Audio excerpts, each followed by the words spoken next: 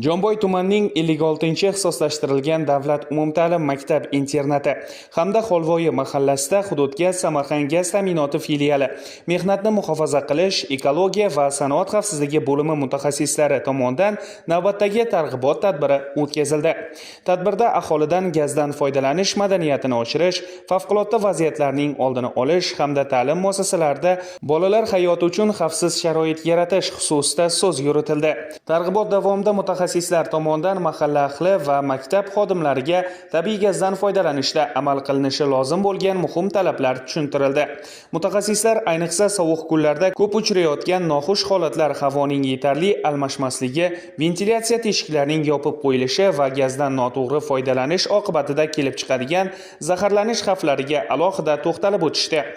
2025-2026 yillar kuz-qish mavsumiga tayyorgarlik ko'rish yuzasidan hududga Samarqand gaz ta'minoti filiali hamda hamkor tashkilotlar bilan birgalikda aholi va ulgurji iste'molchilarni suyultirilgan va tabiiy gazdan xavfsiz foydalanish bo'yicha targ'ibot tashviqot ishlari amalga oshirilmoqda.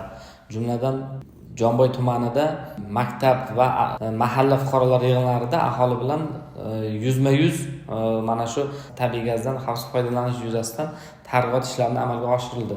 Texnika xavfsizlik qoidalariga rioya qilmasdan foydalanganlik oqibatida yuzaga keladigan baxtsiz hodisalar, og'ir baxtsiz hodisalar respublikamizda bo'lgan boshqa holatlarni misol qilib ko'rsatilgan holda va jihozlardan to'g'ri foydalanish to'g'risida iste'molchilarga mana shunday targ'ibot ishlarini amalga oshirdik. Tadbir davomida aholiga amaliy ko'rsatmalar, ogohlantiruvchi eslatmalar hamda is gazdan ehtiyot bo'lishga doir tavsiyalar berilib, videorolik namoyish etildi. Targ'ibot tadbirining yakunida aholi va ta'lim muassasasi xodimlariga xavfsizlik qoidalariga doimiy rioya etish, shubhali holatlarda esa darhol mutaxassislarga murojaat qilish muhimligi eslatib o'tildi.